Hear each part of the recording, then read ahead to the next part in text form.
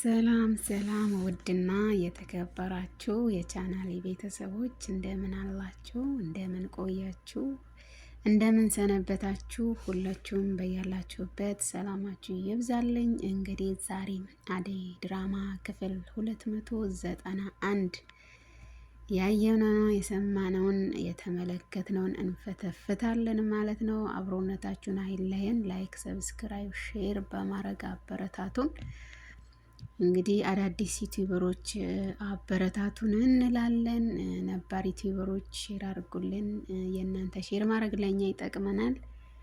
እንዲሁም ቪዲዮን በማየት እንግዲህ ማስታወቂያን እዩልኝ እላችኋለሁ። ዶላር እየቆጠረልኝ አይደለም፣ ላኪን አልሐምዱሊላህ ስለ ሁሉም ነገር።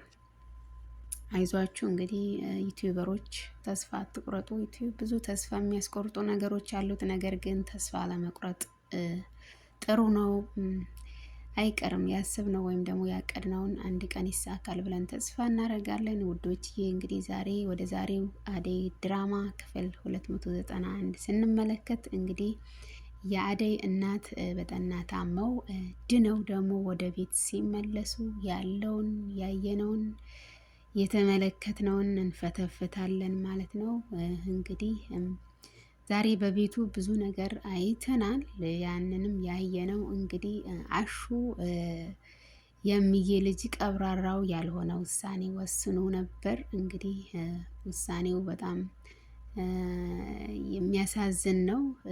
ያው ከሰው ስህተት ክብረት ዝገት አይጠፋም መቼም። ያፈቀሩት ሰው መስዋዕት የከፈሉለት ሰው ለግል ሊያረጉት ስለሚሞክሩ እሱም የግሉ ባልሆነ መንገድ ለግሉ ለማድረግ እንግዲህ ከሮማን ጋር ያለው ነገር በጣም ጸብ ተፈጥሮ ነበረ እና እንግዲህ አሹዬ ትንሽ ትዕግስት አጥቷል። ያልሆነ ውሳኔ ወስኖ ነበር። እንግዲህ አሹዬ ተረጋጋ፣ ሁሉም ነገር በቀስታ ነው እንልሃለን። ለማንኛውም እንግዲህ ዶክተር ሄኒን እንግዲህ የአሹና የሮማን መጣላት እርግጠኛ ነኝ የእሱ ሰበብ ይሆንለታል። ምክንያቱም ሮማን አይቶ በጣም ደንግጦ ነበረ።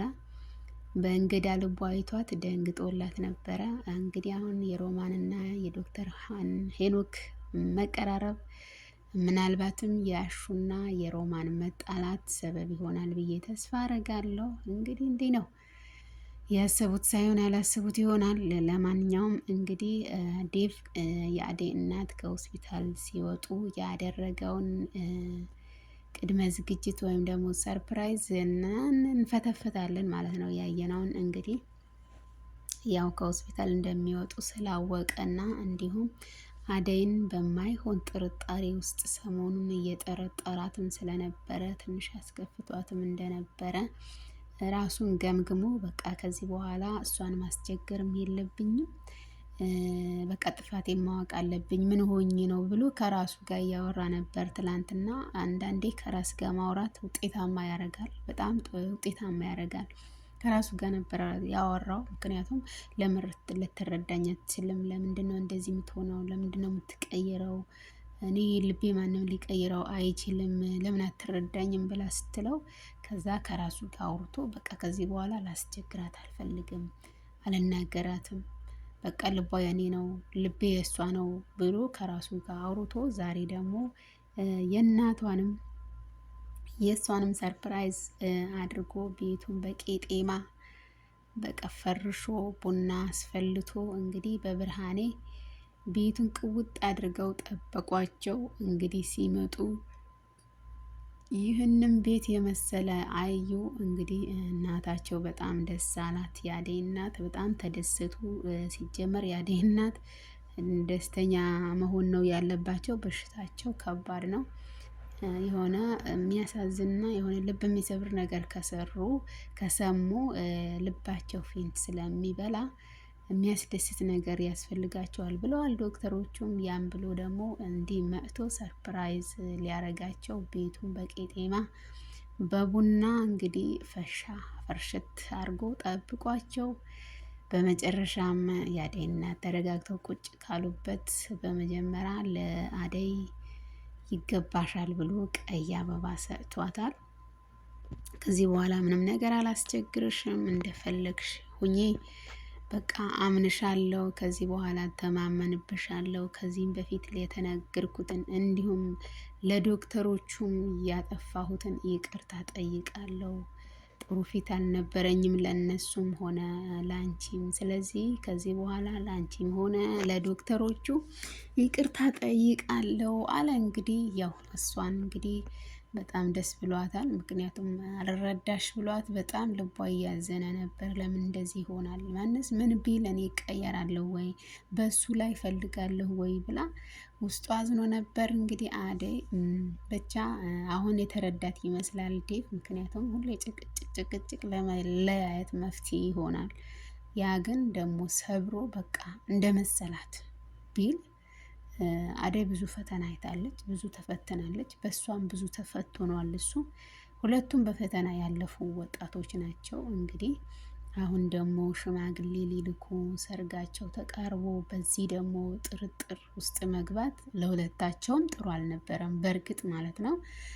እና አሁን ዴቭ ራሱን እየገመገመ ይገኛል። ጥሩ ነው፣ በርታ፣ እንደዚሁ ነው። ምክንያቱም በቃ ሁሌ ጭቅጭቅ፣ ሁሌ አለመተማመን ካለ ለመጣላት መፍትሄ ስለሚሆን አሁን ላይ ጥሩ ደረጃ ትገኛለህ ዴቭ። በርታ፣ ጠንክር፣ በዚሁ ጨምርበት። የአደይ እናትም በጣም ተደስተዋል በአንተ። እናም በመጀመሪያ የአበባው ስጦታ ለአደይ ከይቅርታ ጭምር ከዚህ በኋላ ይቅርታ አርጊልኝ ደግሜ ያልናገርሽም ብሎ አላት። አደይም በጣም ደስተኛ ሆነች። ቀጥሎም ደግሞ ከእናቷ ፊት አፍራ እንግዲህ ወደ ክፍላቸው ሄደው እና ምስጋና ማቀረበችለት ለደስታው። በቃ በጣም እወድሃለሁ፣ በጣም አፈቅርሃለሁ፣ በጣም አመሰግናለሁ ያደረግከውን አቀባበል ብላም ማለችው። እንግዲህ ስጦታው ወይም ደግሞ ሰርፕራይዙ ገና አላለቀም ብሎ የታሸገ እንግዲህ ከውስጡ የሀበሻ ቀሚስ ወይም ደግሞ የጥበብ ቀሚስ ለእናታቸው እንዳለ ከነነጠላው በወረቀት አሽጎ ወይም ደግሞ በስጦታ ወረቀት አሽጎ ለእናታቸው አበረከተ። እንግዲህ እናትየው በጣም ደስ አላቸው። ሊከፍቱ ሲሞክሩ ነበር። በእውነት በጣም ነው ደስ ያለኝ። አንዳንዴ እኮ እናቶች በትንሽ ነገር ነው የሚደሰቱት። በእውነት ገና ከስጦታው ወረቀት ውስጥ ምን እንዳለ አላወቁም፣ ግን በጣም ተደሰቱ። በምንድን ነው የተደሰቱት? በመጀመሪያ ለልጃቸው ይቅርታ፣ ከዚህም በፊት የተናገርኩትን ይቅርታ አድርግልኝ ብሎ ቤቱን አሳምሮ ጠብቋቸው፣ ቀጥሎም ደግሞ ለእናታቸው ስጦታ ሲሰጥ በጣም ነው በቃ ደስ ያላቸው። የአደይ እናት በጣም በቃ መች ነው ውለታ የምከፍለው እያሉ እንግዲህ የስጦታን ወረቀት ሊከፍቱ ሲታገሉ ነበር። እንግዲህ ያው አደይ ወጣትም ስለሆነች እሷ ቀስ እያደረገች በየቦታው ከፋፍታ እንግዲህ ስታየው ጥበብ ወይም ደግሞ የሀበሻ ቀሚስ ሆኖ ተገኘ። በጣም እጅግ የሚያምር ቀሚስ ነበረ። ፈተው ሲያዩት በጣም ደስ የሚል ነበር። በእውነት ለእኔም በጣም ደስ ብሎኛል።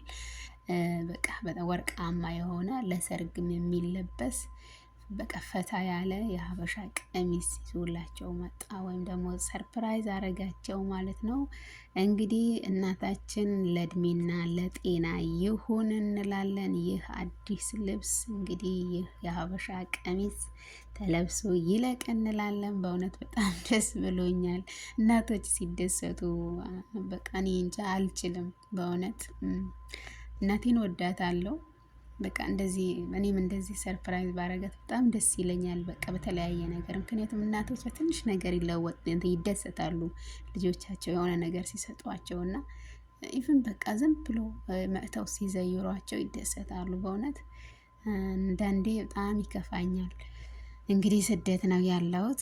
ሀገር ቤት ስገባ እንደዚህ ሰርፕራይዝ አረጋታለሁ ብዬ ተስፋ አረጋለሁ። እናት ያላችሁ ትንሽም ቢሆን አስደስቱ ለእናታችሁ። በእውነት ትንሽ ነገር ነው ለእናቶች የሚያስደስታቸው፣ ከልጃቸው የሚያገኙት፣ እንደገና ደግሞ ከልጃቸው ባል የሚያገኙት፣ ከአማቻቸው የሚያገኙት ትንሽ ነገር ያስደስታቸዋል እና በጣም ነው ደስ ያላቸው። ይህ የሀበሻ ቀሚስ መሆኑም እንኳን አላወቁም፣ ግን በስጦታ ወረቀት ታሽጎ ሲሰጣቸው በቃ በጣም ነው የተደሰቱት እና እኔም በጣም ደስ አለኝ። በቃ አለ አይደለ እንደዚህ ነው በቃ እሷን አደይን ስለሚያፈቅር እናቱንም በጣም ይወዳል። ይሄ በቃ ትክክለኛ መተሳሰር ይሏቸዋል። ይሄ ነው። አንዳንድ ሰዎች ልጅቷን ብቻ ይወዳሉ። ቤተሰቡ ምን ይሆን ይውጣ ይግባ የማይለዩ ብዙ ሰዎች አሉ። እና ይህ ደግሞ በጣም ደስ ይላል።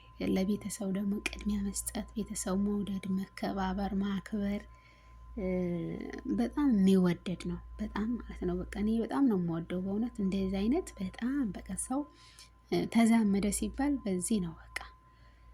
እና በጣም ደስ ይለኛል። ዋናው ነገር የሰው ልጅ መዋደድ ነው። መዋለድ ቋንቋ ነው የሚባል ነገር አለ። በቃ ሲዋደድ ነው። ሲዋደድ በቃ ተውት በቃ። እኔ በጣም ነው ልብ የሚነካኝ ሰው ሲዋደድ በፍቅር በሰላም። እኔ በጣም እቀናለሁ ሰው ሰላም ሆኖ በቃ ያለው ነገር በግብብነት ወይም ደግሞ በስምምነት ያለው ነገር ፌር አድርጎ መኖር በጣም ደስ ይለኛል በእውነት። እኔ የአደይ እናትም በጣም ነው ደስ ያሉኝ።